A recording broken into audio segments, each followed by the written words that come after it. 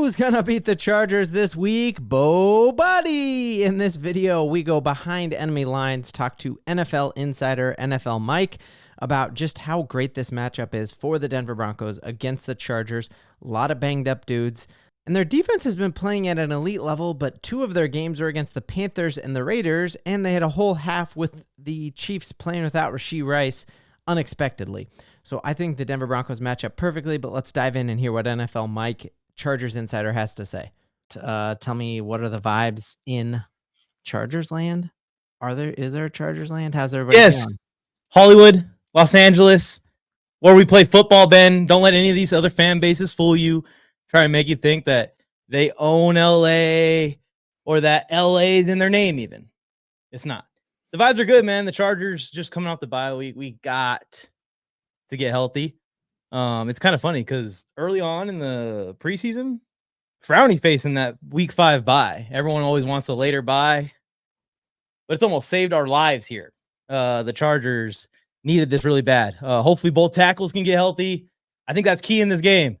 And we're going to talk about it even more, I'm sure. But the Chargers got to get the ground game going this week. It really has been the difference in the offense from the first 2 weeks when we were a top 5 offense, top 7 offense, to the last 2 weeks.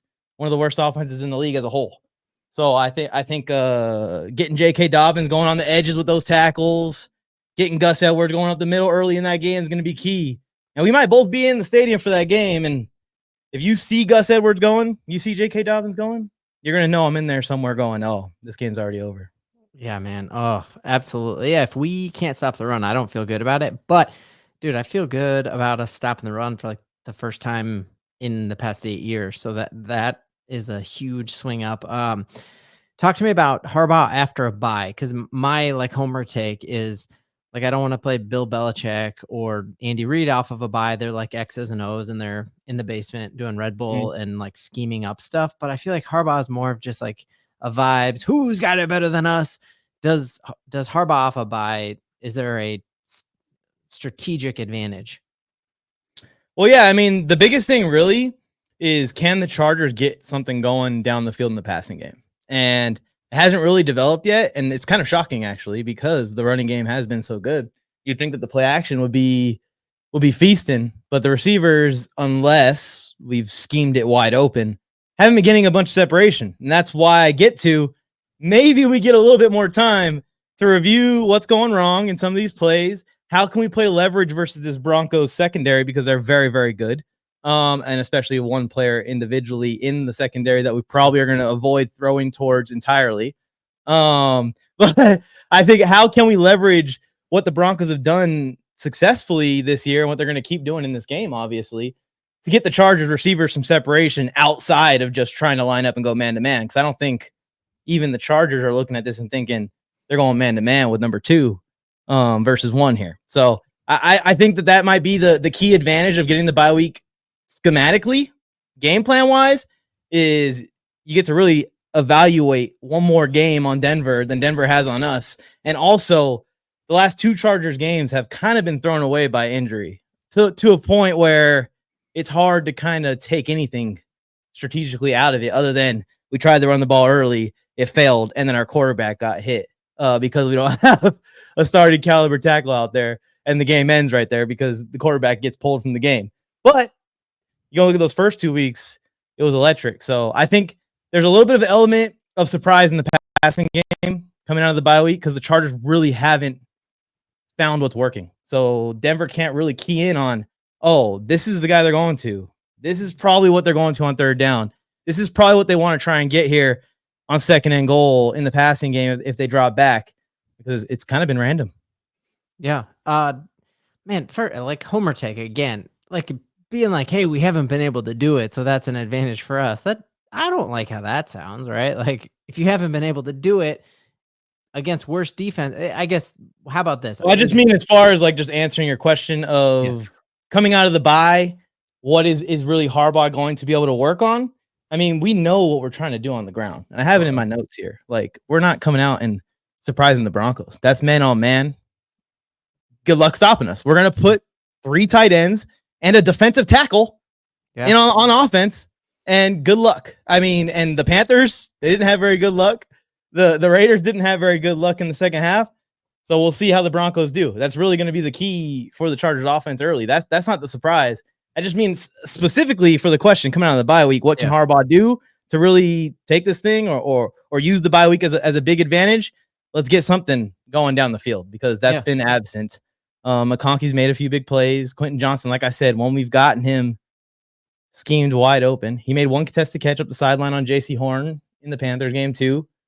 Also, I think not having Josh Palmer kind of sucks. He's really our route runner outside of the rookie wide receiver. So I think really it's going to be in the passing game is where we can improve, specifically coming out of the bye. Now, I'm not saying that I think this is going to be the game that the Chargers come out and throw for 300 yards. No, I don't think so at all. I think they're going to be very, very smart with how they pass the ball, especially after seeing someone basically wreck a game and just tsunami as a defense on the Raiders. Oh, that felt so. We can get behind that together, right? Like that just felt good, dude. 100%. Okay, so your tight end, like that was the part that like we had just, and it's Bowers, and he could be a generational tight end. But like, talk to me about your tight ends and what you're doing, because that's something we haven't had to face, and when we finally did, with that being their only weapon, that was how they scored, and it felt like Bowers was open all day. So who are the tight ends in Los Angeles, and why should we be afraid of them? I mean, the thing that the Chargers have done here is they've kind of taken a discount at that position to focus on other positions in the draft and with their spend in free agency, going after a few guys in the secondary, going after a few guys on the interior of the defensive line. They signed a center instead, kind of just brought in whatever they could, veteran-wise, for tight end. But you could tell they purposely wanted to get guys that were good at blocking and good at receiving. So you got Hayden Hurst, who's always been a good dual threat tight end. He's a guy that can seal the edge for you, for your running back. He's a guy that can chip very well, help you out in pass pro. They did very good against TJ Watt. A lot of Steelers fans were championing TJ Watt over Joe Alt. Yes, he made the game-ending plays. He did eventually get in. Up until around halfway through the third quarter, they did a good job on TJ Watt and slowing him down with the tight ends helping Joe Alt by chipping. And of course, Will Dissly, guy that's been in Seattle, the dual threat guy as well. But you're not going to get no Brock Bowers out of us. No one on the Chargers tight end depth chart is catching over someone for one. I mean, Hayden Hurst maybe mosses somebody, but I haven't seen it very often. No one's going over someone for one. No one's spinning around after that without falling over for two and then sprinting for 40 yards. No. Well, pushing off first. I mean, I definitely. A little push off first. There's a little push off for sure. That, I mean, dude. That's their one play. It's like when Madison hurdled Asante Samuel Jr. and they all were going crazy for their one play that game. Yeah. Do you think? Talk to me about your defensively. Like, what is the scheme? How does that match up well against a rookie quarterback? And what should we be afraid of? Like we played Mike McDaniel the first week, no film on him, and Bo looked like he was seeing ghosts. It feels like he's taken steps forward every single game. What should he be scared of with this Chargers defense? Everything. I don't know how well the Broncos have been running the ball this year on the flip side, but this front seven the Chargers have put together is ferocious, and they're ferocious like with guys hurt. Yeah. And that is what's scary. There looked like there was no drop off. Almost the D line was better without Joey Bosa, which is absolutely insane. I'm not saying that we're better without Joey Bosa. It's just to speak to the depth and what Tuli Pelotu is filling in his spot immediately without even hesitating and playing at an all-pro level. Also, that front seven is scary. They have been messing quarterbacks up. They faced Gardner Minshew. They had him so scared that he was just throwing the ball, like just throwing it away. Literally, just get the ball out of my hands. To him as well. Potato type stuff. Bryce Young was so bad we ended his career. Wow. I mean, it just keeps going. Even Patrick Mahomes was talking about it last week. And every time we play that dude, he's just like, this front seven gets after him. And they hate him too. So Bosa and Mac are trying to get him just a little bit extra. This front seven's playing at the highest level in football right now. The Chargers currently have the number one ranked defense by points per game right now. Yep. And it's thanks to those guys. And I think really where the Chargers defense has taken the next step, it's not even just there. It's the linebackers. Because we had this pass rush last year. The pass rush for the Chargers, when healthy, was ranked amongst the best. And like amongst their rare amount of snaps that the three took together, the big three that we have, it was crazy high sack and pressure numbers, like historic. So we already knew that was there. It was the linebackers that taken a step here with Harbaugh, and surprise, surprise, right? Patrick Willis, Junior Colson in college, who is on the Chargers now. Like this guy, he knows how to get the linebackers, get in their ear, get them fired up, and get them taking heads off. And we already had Denzel Perryman, who was an all-pro linebacker in this league, no matter what anyone says or which team it was with. And then zero, Deion Henley. He has just been phenomenal in pass coverage and an absolute monster in tracking down running backs in between the tackles. So this front seven is going to get after Bo Nix. That is not even a question. How many mistakes will he make? That's the real question. Well, I think that's why Sean loves him, and we're going to talk a ton about it for your content. So we'll make sure I link to all that. Because I mean, you're a big deal, dude. You've got. Are you like billions of views or close to a billion views? You want to know my total number? You want me to say my total? Yeah, talk to Last time I checked, I was just over 300 million views in my lifetime. On just TikTok. That's not even including Instagram or any of the other ones. But dang, bro. My mom watches every one of my videos, so it's kind of like, what would you prefer? Yeah. Right. Hi. Like, yeah. Does she believe? Oh shit, dude. We all believe, dude. We all believe, and you will believe after. That's why I'm coming to YouTube now. You know, I already conquered TikTok, and I got offended by some things that were said to me, so I'm coming to conquer YouTube. Just show what it's all about, man. So talk to me health wise. Is Bosa back? Bosa is one of the ones that's most up in the air, I think. The thing about Harbaugh is you can't get a read on him with these injuries, so you just kind of got to watch the practice reports, who's practicing, who's not. That's kind of going to give you a good gauge of who's going to be gearing up. So we're too early on in the week to really know statuses right now. Bosa dealing with a hip is not good because obviously that is like one of the most important body parts to pass rushing. So he's probably the one that's most up in the air. I think MCL sprain. Joe Alt was doubtful last week. They didn't want to rule him out. That kind of makes me think that he had a chance early on in the week and it didn't go the way they wanted it to go. Maybe he's gonna be available. I think he's gonna be available. And then Slater's dealing with a sprained pec. Important to pass blocking, but we've all sprained pecs before, just working out, just being around. Everyone's sprained their pec. He already missed the game. He's an all-pro level guy. He's a beast as well. He's played through some crazy injuries in the past, both in college and in the NFL. I'm pretty sure Slater is going to be out there, which is the big ones for us on offense. But the game record's back. Ben, Derwin James is pissed, and I don't know if you saw any of his interviews, dude. Like that's or Jake brought up what he was saying. Did he? When they asked him about it? No. What? Yeah, I mean that whole thing was ridiculous, dude. What? Pretty entertaining. But they talked to Derwin James shortly after the suspension, asked him how he's going to change his game. He said he ain't going to change. Yeah, he should. I mean, if he wasn't playing the Charger, or if he wasn't playing the Chiefs, he probably would have been like that. Was wild, dude. Because I think with him, you beat them that week, and that's the thing that that's the game that scares. Like I'm not your performance against the Panthers, whatever. I think we would do the same thing to the Panthers. We played the Steelers tighter than you played the Steelers. But that game against the Chiefs, dude, that just showed that you're here. And when those guys are healthy, you beat the Chiefs. And there's no way to argue that, you know, you almost beat them when you had half your squad. So, and that's without even taking into account the quarterback, man. And I don't know how he's feeling or what's going on with him either, but 2 weeks off at this time probably couldn't have been any better. For him. Yeah, he's getting beat up, and it's really the interior of our O-line that's struggling the most for the Chargers and the entire team. That's our biggest weakness. You called that in the offseason. You're like, we need a center, and Lindsley gone, all that for sure. Can we agree on something here? That I think Justin Herbert's good. I think he is the second best Oregon Duck quarterback in this division, and we can agree on that. No. Okay. So what is the Charger take and your take and you actually played college football and watch it a ton. So I want to hear what you think about Bo Chapman Nix. Put some respect on it when you tell me, but tell me honestly what you think about him.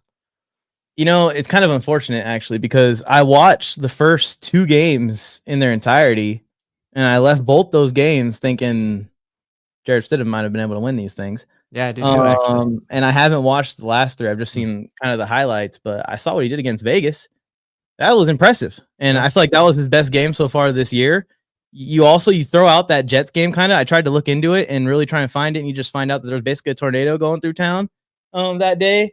So really, he has only a 1-game sample size of good play for us to even look at and dig into, and it's against a reeling secondary. But hey, it gives you some confidence. He can stand in the pocket, deliver some passes with some accuracy. I mean, I'm seeing a 70% number here. I think he had 2 touchdowns passing, 1 rushing. He kept the ball out of harm's way against the Raiders, unlike he was in those first 2 games that I watched. And it's got to be better. But to try and say that he's gonna outsling Justin Herbert even on one leg yet is a bold claim from someone who was saying 11 wins at the beginning of the season. Like, can we also backtrack from that a little bit? Oh, You know, not at all, bro. if we're asking me to compare the 2 Oregon 10s here, which is uncomparable yet, we gotta backtrack the 11 games. No, dude. I feel it. I was kind of hoping you were gonna apologize to me, dude, because like I feel like everything that I said about the Broncos is coming true. Like we were in 1-score games with playoff teams to start, and then we've rattled off 3 in a row of games that no one said we had a shot against, and like our defense can keep us in every game and let Bo just take steps forward. I picked the Broncos to win for sure. My man. Wait, this week or this last week? last week? I didn't even think about it. It was easy. I could have picked the Broncos to win against any Raiders team all time last week with that head coach. Well, yeah, I completely agree there, man. I think that culture is tanking quickly, and yeah, I just think interim head coaches are pretty hit or miss, and usually miss, right? Like, remember who was the Raiders special teams guy who came and they like rattled off a ton of games, and then Mark Davis picked McDaniels. Pistachio? Yeah. I never say that's not his name. I don't know his name. I never say his name right just because it pisses them off. Yeah. They're like, it's not Pistachio. Stop saying that. It's like Gustache. It's something Ashio. That's a fact. Yeah. I purposely mispronounce names in my content. I've been doing that for years, and it just plays in perfectly with the Raiders fans. He gets so offended by the smallest thing. Okay, so what are your predictions for Justine? I'm sorry, I mispronounced that. Justine? All right, yeah. Justine, who wins this game?